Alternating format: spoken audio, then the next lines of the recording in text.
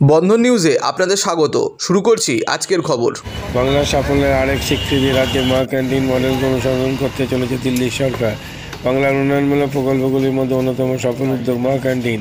অতি স্বল্প মূল্যে পুষ্টিকর খাবার পৌঁছে দেওয়ার একাধিক মানবিক প্রকল্প ইতিমধ্যেই রাজ্যের হাজার হাজার দুস্থ মানুষের ভরসার কেন্দ্রবিন্দু হয়ে উঠেছে। এবার সেই প্রকল্প অনুসরণ করে একই রকম উদ্যোগে গ্রহণের পথে হাঁটতে চলেছে দিল্লি সরকার। ফলে অনেকেরই দাবি বাংলার মা ক্যান্টিন প্রকল্প রাজ্যের গৌরব বাড়িয়ে দিল আরেক ধাপ। দিদি, কি নাম আপনার? আমার নাম মায়া দাস। কি কাজ করেন আপনি?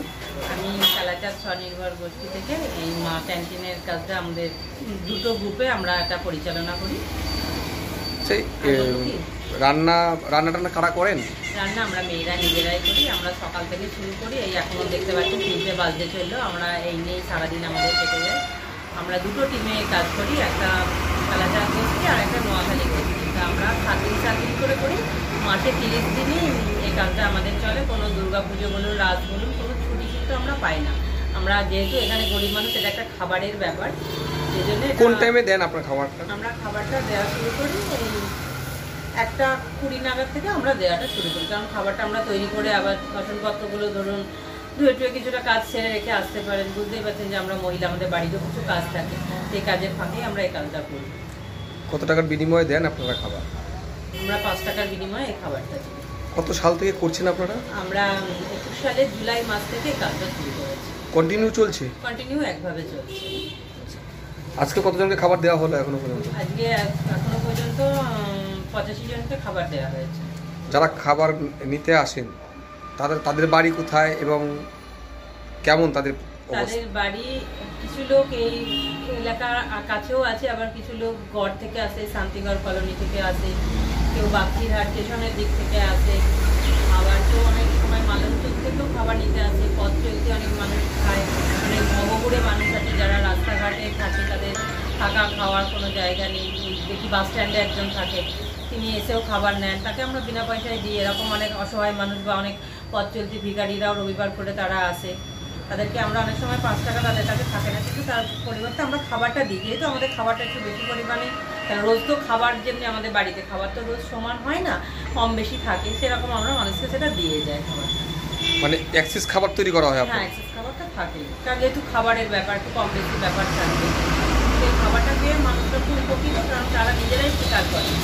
কারণ অনেকে অসুস্থ মানুষ ছিলেন, বেশিরভাগ মানুষই দেখে টিভি বা হাঁপানি, বা তাদের বাড়িতে কেউ ধরুন মহিলা নেই, রান্না করবে কি করে, অনেকে কাঠকুটো দিয়ে করে, এবার কাঠকুটো দিয়ে বৃষ্টির দিন খুব অসুবিধা হয়, সেদিনটা আরও ব্যাপক ভিড়টা বাড়ে বৃষ্টির দিন। তারা বৃষ্টির মধ্যেও তারা আসে কিনা দুটো খাবারের জন্য, খাবারটা নিয়ে তারা এটা মূলত আপনারা তো গোষ্ঠী থেকে, মূলত এটা পরিচালনা কারা করে? পরিচালনা করে এটা আমাদের NULM দপ্তর থেকে আমাদের এটা পরিচালনা করে, এবং শান্তিপুর পৌরসভার NULM দপ্তর আমাদের এটা পরিচালনা করে।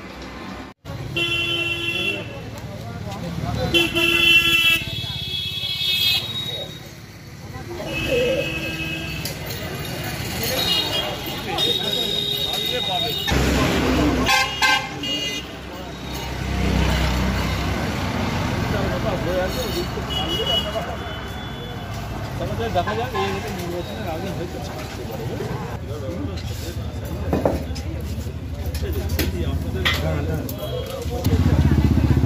এই মা ক্যান্টিন লেখা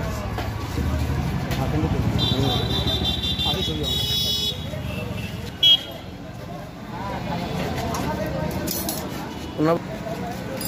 চলো হয়ে গেছে ছবি।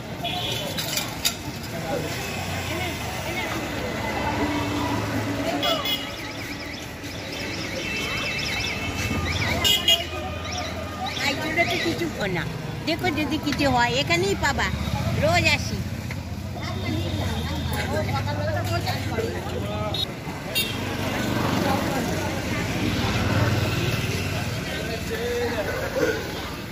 আর 2-4টে দিয়ে দাও, আর কিছু আপনি থাকো। আমার খাবার দেবে সেরকম ছবি তুলবে, কিন্তু হ্যাঁ গোর ছবি তুলবে, আমার খাবার যেরকম দেবে সেরকম ছবি তুলবে। চলে গেল যাক।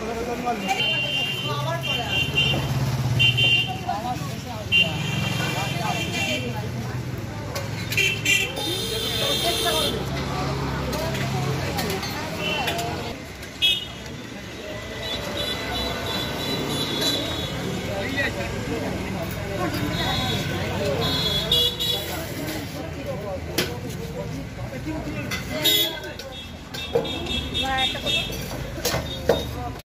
আপনার? কল্পনা পাল। এখানে কি নিতে এসছেন? খাবার ক টাকায়? 5 টাকা। কি কি দেয় আপনাদের? এই ডাল ভাত তরকারি ডিম। আচ্ছা, একবেলা তো হয়। পেট ভরে? একবেলা তো হয়, আমি একটাই নিই, একবেলা তো হয়। আচ্ছা, কিন্তু আমার কাজও নেই, কম্মও নেই, কিছু পাইও না। বুঝলা? খুবই কষ্টে দিন চলে। আমার খুবই কষ্ট। তাই 5 টাকায় খাবার পেয়ে কতটা খুশি? একবেলা তো হয়, আমি একবেলা হয়, আমি দুবার খাই। কি করবো, পয়সার অভাবে, কাজ নেই, কম্ম নেই, পয়সা নেই। আমার মতন ভিখারি মানে যেন আর না হয়। আপনার নাম? কল্পনা পাল। কি নিতে এসছেন এখানে? এখানে কি নিতে এসছেন? ক টাকায় পাওয়া যায়? 5 টাকা। কি কি মেলে এখানে? ডাল, সবজি, ডিম সেদ্ধ, ভাত। আচ্ছা, এই পেট ভরে আপনাদের? এই যে মা ক্যান্টিন থেকে 5 টাকায় যে খাবার পাচ্ছেন, এতে করে আপনারা কতটা সুবিধা পাচ্ছেন? 5 টাকাতে এখন কিছু হয় না, 5 টাকায় খাবার পাচ্ছেন। ওটাই আমাদের শান্তি। আচ্ছা, এই আমরা শান্তি, আমরা তো পাচ্ছি তাও বাবা বলো। নাহলে তো না খেয়ে থাকতে হতো। একদম, তুমি তো বোঝো বাবা। কি করেন আপনারা? আমরা লোকের বাড়ি কাজ করি বাবা, কেউ নেই। দুস্থ পরিবারের মানুষ। হ্যাঁ একদম। আপনার নাম? আমি তারও ভিখারি। মাননীয় মুখ্যমন্ত্রী মমতা বন্দ্যোপাধ্যায় আজকে যেটা ভাবেন, পরবর্তী দিনে ভারতবর্ষ সেটা ভাবছে। এটাই তো মমতা বন্দ্যোপাধ্যায়ের জয়, এটাই তো বাংলার জয়। আজকে 2021 সাল থেকেও শান্তিপুর শহরে কিন্তু মা ক্যান্টিন চলছে। আজও পৌরসভার পক্ষ থেকে আমরা কিন্তু কন্টিনিউ আজকে 30 দিন কিন্তু আমরা এই সমস্ত গরিব মানুষগুলোর, যারা আজকে দুপুরের বেলায় তাদের অন্ন তাদের কাছ থেকে তাদের তুলে দেওয়া হয়, আজকে আপনারা দেখেছেন আজকেও কিন্তু সেই মানুষগুলো এখান থেকে তাদের ভাত, ডাল, সবজি, ডিম তাদের কিন্তু প্রত্যেক দিন এখান থেকে দেওয়া হয়। এই সমস্ত মানুষগুলো মানে যে মুখ্যমন্ত্রী এরকম একটা বাস্তববাদী জিনিস তিনি যে চিন্তা ভাবনা করেছেন, আজকে এটা অন্যান্য স্টেটগুলো ভাবছে, এটাই আমাদের মাননীয় মুখ্যমন্ত্রীর সার্বিকভাবে জয় এবং মানে মুখ্যমন্ত্রী বাংলার জয়। বাংলাকে দেখে অন্যান্য স্টেটগুলো অনুসরণ করছে, এটাই তো হবে, এটাই তো বাংলা। বাংলা আজকে যেটা ভাবে দিল্লি পরবর্তী দিনে ভাবছে। আজকে দিল্লিতেও আজকে কেন্দ্রীয় সরকার যে চলছে, পরবর্তী দিনে আমরাও চাই মাননীয় মুখ্যমন্ত্রীর নেতৃত্বে আজকে ভারতবর্ষ আজকে তিনি আজকে তার এই দিশা দেখা ভারতবর্ষ। এটা কি রাজ্যের একটা বড় সাফল্য মনে করছেন? একদম রাজ্যের বড় সাফল্য মাননীয় মুখ্যমন্ত্রীর এই যে বিভিন্ন রকম যে প্রকল্পগুলো হচ্ছে, তারা বিভিন্ন জায়গা থেকে আজকে মুখ্যমন্ত্রীকে যে সম্মান জ্ঞাপন করা হচ্ছে, এটা কিন্তু আমাদের বাংলার জয়, মুখ্যমন্ত্রী আজকে মাননীয় মুখ্যমন্ত্রীর জয়। প্রতিদিন আপনার এখানে কতজনকে দেওয়া হয় এরকম খাবার? প্রতিদিন এরা মোটামুটি 100-200 জন তারা আসেন, তাদেরকে এখান থেকে আমাদের খাবার দেওয়া হয়। আপনার নাম, পরিচয়? সুব্রত ঘোষ, চেয়ারম্যান, শান্তিপুর পৌরসভা। কম খরচে বিশ্বমানের আধুনিক চিকিৎসার হুগলির মিডল্যান্ড নার্সিংহোমে বাংলার বিশিষ্ট চিকিৎসকরা এই নার্সিংহোমে রোগীদের চিকিৎসা করেন। জটিল রোগের চিকিৎসার জন্য রোগীদের আর দক্ষিণ ভারত যাওয়ার দরকার নেই। হুগলির মিডল্যান্ড নার্সিংহোমে পাওয়া যাবে বিশ্বমানের আধুনিক চিকিৎসা পরিষেবা। এখানে প্রসূতি মা ও সদ্যজাত শিশুদের বিশ্বমানের আধুনিক চিকিৎসা পদ্ধতিতে চিকিৎসা করে থাকেন গাইনো ও শিশু চিকিৎসকরা। দুপুর 12টা হোক বা রাত্রির 12টা, রোগীদের জন্য 24 ঘন্টা চিকিৎসা পরিষেবা বজায় রেখেছে হুগলির মিডল্যান্ড নার্সিংহোম। আমি ডক্টর মানস ঘোষ, আমি মিডল্যান্ড নার্সিংহোমের মেডিকেল ডিরেক্টর। বিশেষত্ব বলতে যেটা আপনি বললেন, একটা হচ্ছে এনআইসিইউ, নিউনেটাল কেয়ার ইউনিট। আমি বলতে পারি এটা আমাদের আশেপাশে হুগলি জেলায় নেই।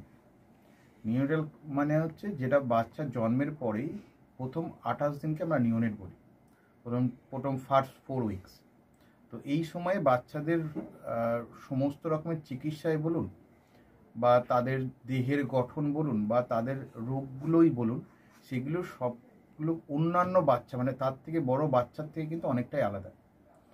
এবং এই ক্ষেত্রে বাচ্চাদের বাচ্চারা খুব সেন্সিটিভ হয়, বাচ্চাদের রোগ প্রতিরোধ ক্ষমতাও অনেক সময় কম থাকে এবং এগুলোর জন্য স্পেশাল কেয়ার লাগে নিউনেট, এবং তাদের পুরো চিকিৎসা পার্টটা একটা আলাদাভাবে তৈরি হয় প্রথম 28 দিনের জন্য।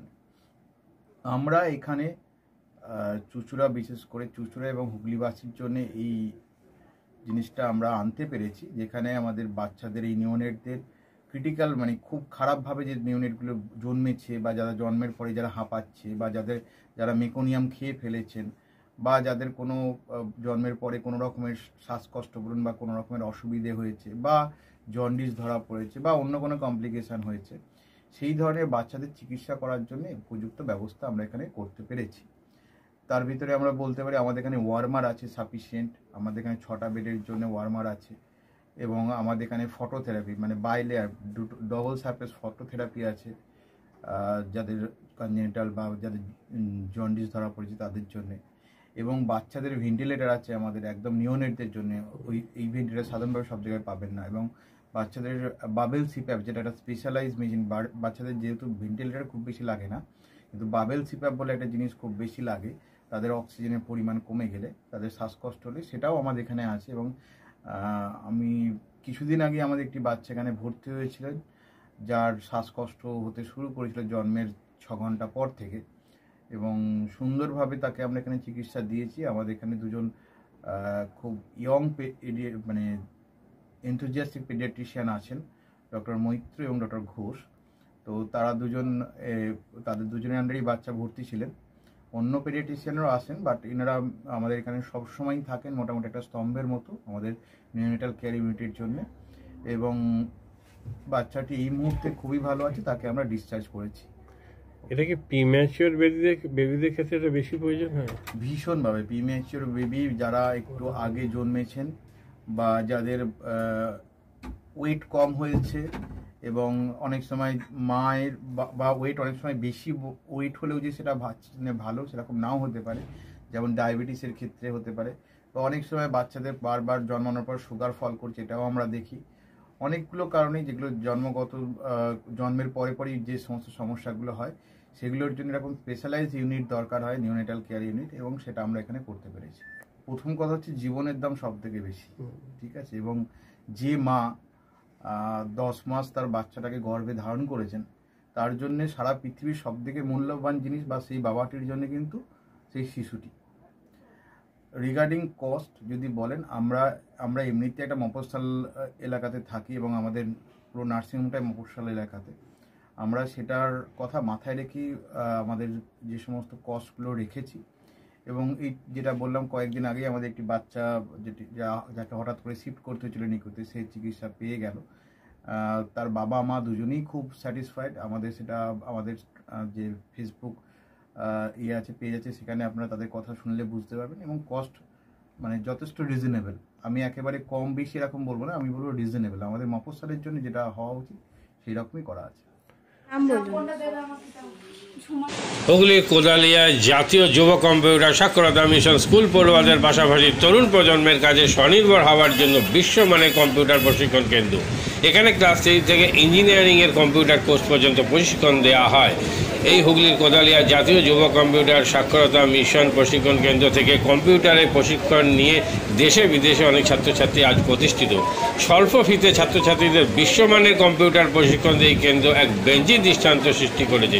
বন্ধন নিউজে ক্যামেরায় ধরা পড়ল সেই দৃশ্য। নমস্কার, জাতীয় যুব কম্পিউটার সাক্ষরতা মিশন কোদালিয়া, আগে জুনিয়র ফ্যাকাল্টি। এখানে ক্লাস 3 থেকে ইঞ্জিনিয়ারিং অবধি সমস্ত রকম কোর্স করানো হয়, এবং তার সাথে সাথে প্রফেশনাল কোর্স যেমন C++, Java, Power BI, Tally, GST, web development, app development, Power BI etcetera সব রকমের কোর্স করানো হয়, কম্পিউটার কোর্স করানো হয়। এখানে ইংলিশ মিডিয়াম এবং বাংলা মিডিয়ামে দুরকম স্টুডেন্টদেরই সব রকম কোর্স করানো হয়।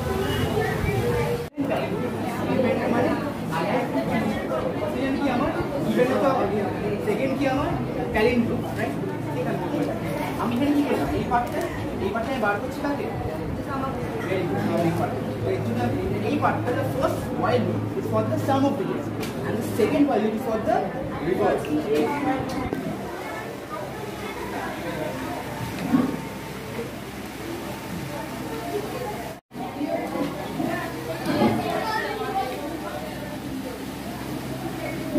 মাদকাসক্ত যুবকদের জীবনের মূল স্রোতে ফিরিয়ে আনছে চুঁচুড়া নবজীবন ফাউন্ডেশন। আজ থেকে 7 বছর আগে পথ চলা শুরু হয়েছিল এই সংস্থার। হুগলি জেলা থেকে শুরু হয়েছিল নবজীবন ফাউন্ডেশনের কাজ। আজ গোটা উত্তর পূর্ব ভারতে ছড়িয়ে পড়েছে তার ব্যাপ্তি। জেলা ও রাজ্যের হাজার হাজার মাদকাসক্ত যুবকদের মানসিক ও শারীরিক চিকিৎসার মধ্যে দিয়ে সুস্থ জীবনের পথে ফিরিয়ে আনছে নবজীবন ফাউন্ডেশন। কী করে এই সংস্থাকে তিল তিল করে গড়ে তুলছেন বন্ধন নিউজ এর ক্যামেরার সামনে, সে কথা বললেন সংস্থার কর্ণধার চন্দন দাস। দেখি ওটার মধ্যে কি আছে বা পাড়ার বড় দাদারা করছে, আমিও একটুখানি করি, ফিলিংসটা কি সেটা দেখতে যাই। এবং একটা সার্টেন টাইমের পর কি হয়, সেটা ফ্রিকোয়েন্সিটা তখন অনেক বেশি থাকে, গ্যাপ থাকে যখন শুরু করে, পরবর্তীকালে যখন নির্ভরশীল হয়ে পড়ে সেই একটা সাবস্টেন্সের উপর, তখন সেটা থেকে বেরোনোর জন্য সে নানা রকম চেষ্টা করে, কিন্তু তার ওয়ে আউটটা জানা নেই যে কোন রাস্তা দিয়ে গেলে নেশা থেকেও বিরত থেকে সুস্থ স্বাভাবিক জীবনযাপন করা যায়। তো আমি ভাবলাম যে শুধুমাত্র আমি সুস্থ স্বাভাবিক জীবনযাপন করলাম, আমার জীবনের সার্বিক উন্নতি হলো, বা আমার যেসব এম বা আমি জীবনে যে জিনিসগুলো করতে পারিনি সেগুলো আমি ফুলফিল করলাম, তাহলে তো শুধু আমার কথাই ভাবা হলো।